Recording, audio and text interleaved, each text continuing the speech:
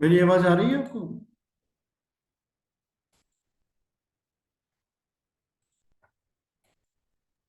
आ रही है sir. Yes, you are audible. हाँ, यस।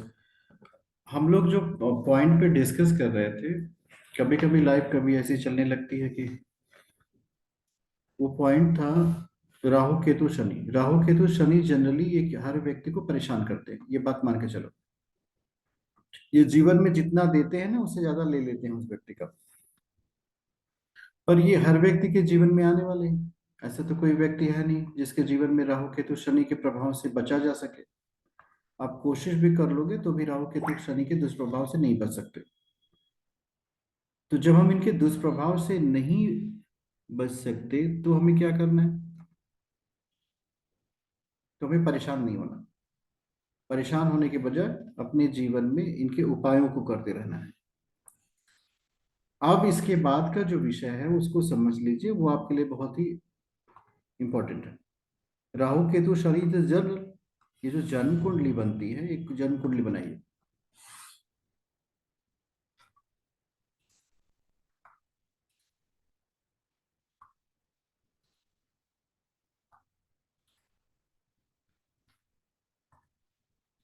अगर हम इस कुंडली में स्टार्ट करें यहां से,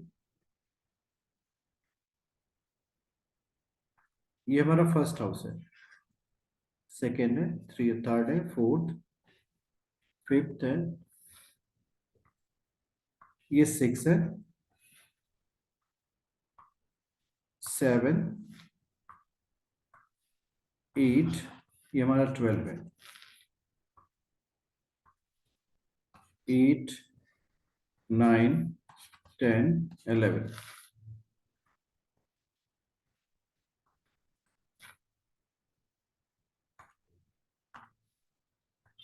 इस भाव की महादशा लग्न की, फर्स्ट हाउस की, इसकी महादशा, इस हाउस की महादशा, नाइन्थ हाउस की, इसको बोलते हैं भाग्य भाव। और ये है हमारा पंचम, लव हाउस जिसको आप लोग बोलते हैं। ये फिफ्थ हाउस। ये तीनों अच्छा परिणाम देती, लग्न की, पंचम की, नवम की, they all three good result.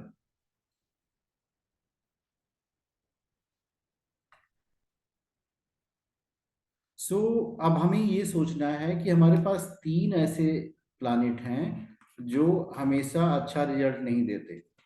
रा फॉर राहु, के फॉर केतु, श फॉर शनि। पर हमारे पास तीन ऐसे हैं जो अच्छा रिजल्ट देते हैं। एक है लग्न का स्वामी, दूसरा पंचम का, तीसरा नवम भाव का स्वामी।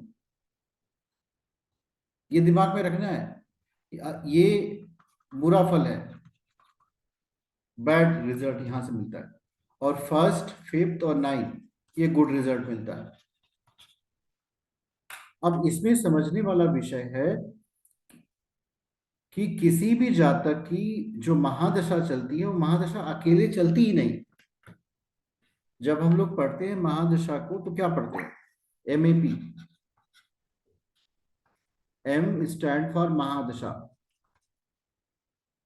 A stand for antardasha, and P for pratyantar. तो ये जो मैप का A और P है, ये बहुत इंपॉर्टेंट है। जो प्रिडिक्शन हमें करना है वो महादशा से नहीं करना है। It is not very important. महादशा क्यों इंपॉर्टेंट नहीं है? क्योंकि ये पीरियड बहुत लंबा होता है, और इस लंबे पीरियड का जब आप प्रिडिक्शन करेंगे तो वो आपको सही कंक्लूजन नहीं देगा। और हमें जहां तक को सही कंक्लूजन शॉर्ट पीरियड में देना है। महादशा लंबी होने के कारण महादशा पे फोकस ही नहीं करना। नहीं तो क्या होगा? आप कहेंगे 18 वर्ष की राहु की महादशा आपकी आ गई, अब क्या होगा? 18 साल वो व्यक्ति परेशान रहेगा? बिल्कुल ऐसा नहीं है कि 18 साल वो व्यक्ति परेशान नहीं रहने वाला है। तो इस महादशा के का जो पीरियड है, अगर उस पीरियड में उस जातक ने अपने आप को संभाल लिया, जैसे देखो राहु की महादशा में व्यक्ति शराब का सेवन अधिक करने लगता है। अगर यह व्यक्ति व्यक्ति कृष्ण भक्ति के शराब में डूब जाए, मतलब भगवान की भक्ति करने लगे, तो राहु इसको प्रभावित क्या करेगा? नहीं करेगा। भाई कोई प्रभाव नहीं पड़ा, उसने शराब को छुआ नहीं। पराई स्त्री के चक्कर में आया नहीं। और तीसरी बात जो आती है वो सबसे महत्वपूर्ण होती है, अपने धर्म पे विश्वास न रखना। जैसे ऐसा जातक अगर आपको मिलेगा ना, तो कहेगा हम बहुत पूजा पाठ करते हैं, पर हमारे पर कोई फर्क नहीं पड़ता। सो ये जो सिम्टम्स हैं, ये राहु के सिम्टम्स हैं कि व्यक्ति जो है जब किया तब किया, पूजा पाठ किया, पर उसके ऊपर कोई असर ही नहीं पड़ रहा है, नो इम्पैक्ट ऑन हिम। तो no impact of him means आप कंक्लूजन ले लो कि उस व्यक्ति का राहु जो है एक्टिव है। राहु एक्टिव व्यक्ति जो है भगवान पे बिल्कुल विश्वास नहीं रखता। सो ये सारी चीजें राहु से हैं रिलेटेड, और अल्टीमेटली ये व्यक्ति को प्रभावित करती है। ग्रह जो है अपना प्रभाव दिखाए बिना किसी व्यक्ति के साथ नहीं रहते। भाई अपना इम्पैक्ट दिखाएंगे। ग्रहों का प्रभाव मानव के जीवन में पड़ता है और इससे इग्नोर नहीं किया जा सकता। वी कैन नॉट इग्नोर कि ग्रह व्यक्ति को प्रभावित नहीं करते, करते हैं, बहुत अच्छा बहुत बुरा। तो ये जो प्रभाव है व्यक्ति के ऊपर पड़ रहा है, इसको निगेट कैसे किया जाए। मेन तो प्रॉब्लम यही आती है, how to do the negation. और इस नेगेशन में ही हम परेशान होते हैं। निगेट कैसे किया जाए, हर पे आता है कि हमारे ऊपर ग्रहों का दुष्प्रभाव ना हो। तो इस दुष्प्रभाव को रोकने का क्या उपाय हो सकता है, what is the formula for this. सबसे बेसिक फॉर्मूला है कि व्यक्ति को राहु के पीरियड में ओम नमः शिवाय का जप कराइए। खूब ओम नमः शिवाय का जप कराइए।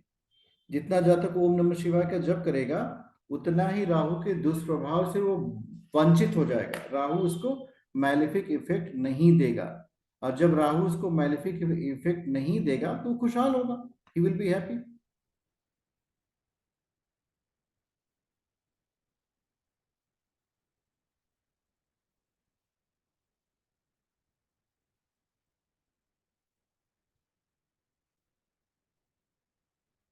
मेरी बात समझ में आ रही है आपको? मेरी आवाज आ रही है?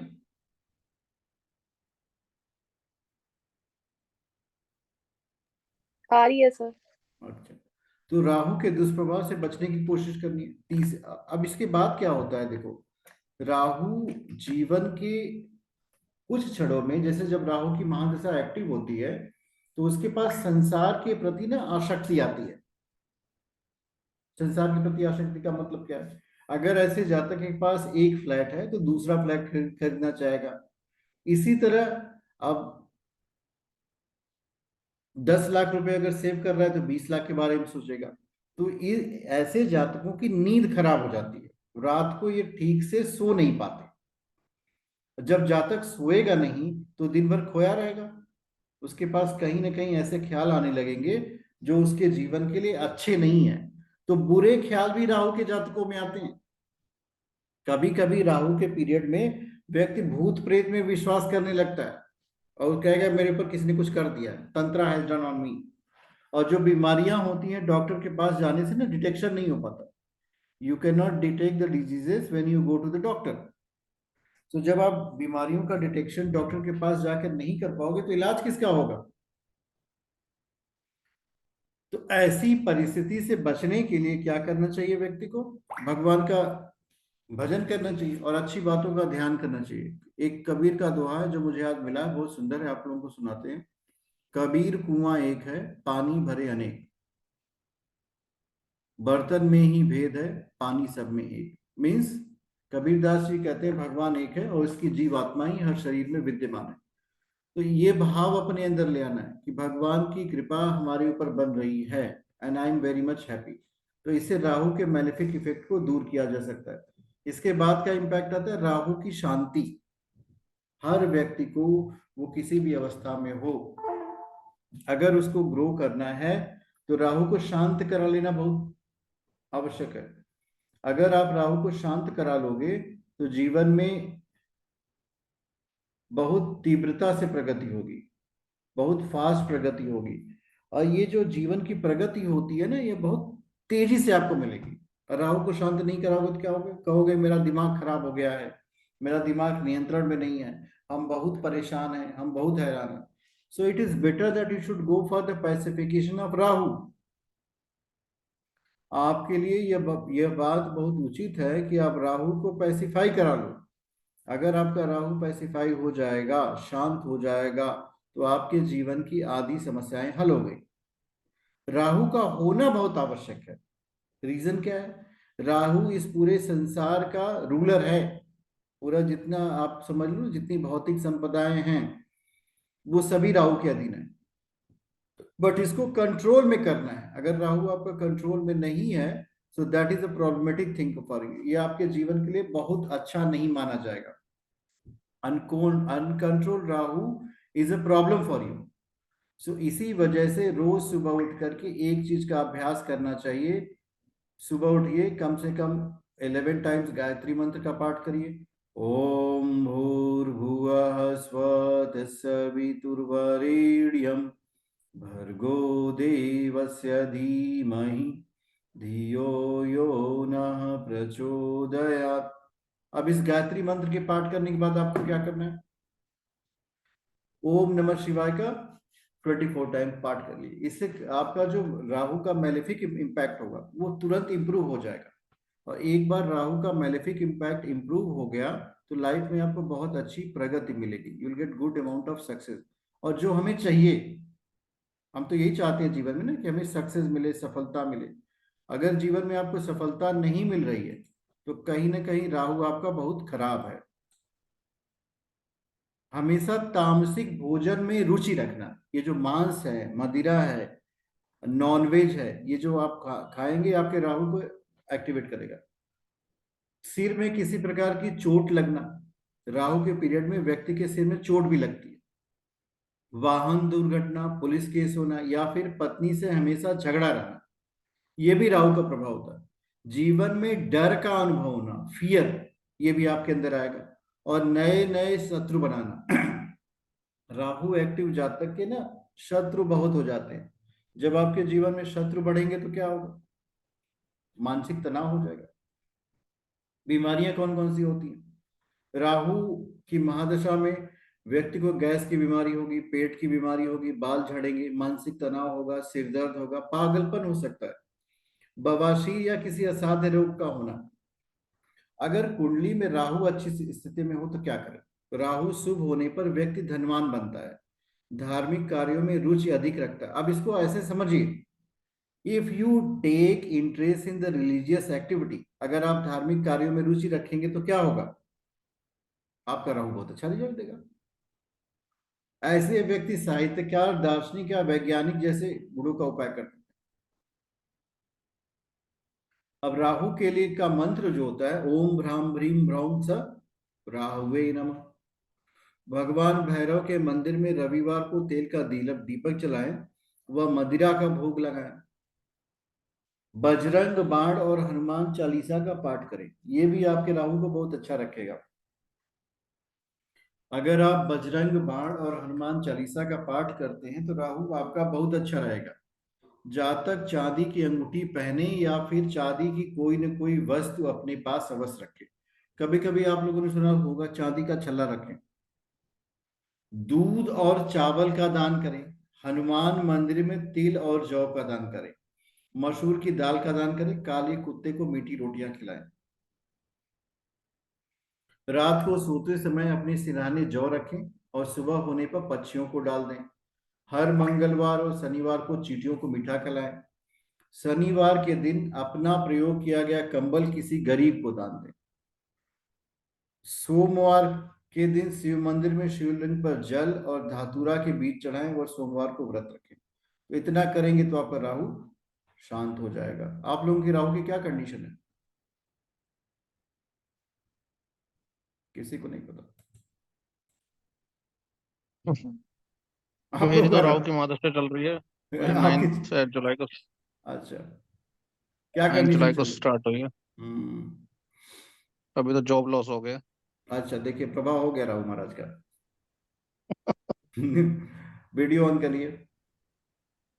सर जब मेरी राहु की महादशा चल रही थी तो सर मुझे बहुत बड़ी बीमारी हुई थी, कैंसर की। अच्छा, नाउ तो यूर 15 लाख रुपए। अच्छा। या अब तो हो गए हैं 15 ईयर्स हो गए, अब तो खत्म हो गई, अब जुपिटर की महादशा है। अब इंजॉय करिए, गुरु है ज्ञान का कारक। या, सर मेरे वे- को ये पूछना था, जैसे Rahu is in my 12th house, तो ये उसका इफेक्ट में कह रहे हो कि आप जैसे कह रहे हो ना 6 8 12 के अच्छे रिजल्ट नहीं देगा, या फिर ओनली रा, 6 8 आपके 12वें घर में क्या नंबर लिखा है? 12वें घर में है 2। इसका मतलब उसका स्वामी है शुक्र। राहु, हम्म। आपको आपको विदेश यात्रा हुई थी? फॉरेन जर्नी होती है, फॉरेन से पैसे आते हैं आपको? उस टाइम पे तो हुई थी जर्नी, वैसे तो ऐसा सच नहीं, कोई क्लाइंट है तो तब आते हैं। हाँ, क्योंकि 12वें का राहु विदेश से कनेक्शन कराता है। हम्म। आपके 12वें घर का स्वामी शुक्र है, वो कहाँ है? वो है 4th हाउस में। और तुम्हारे हाँ, फॉरेन क्लाइंट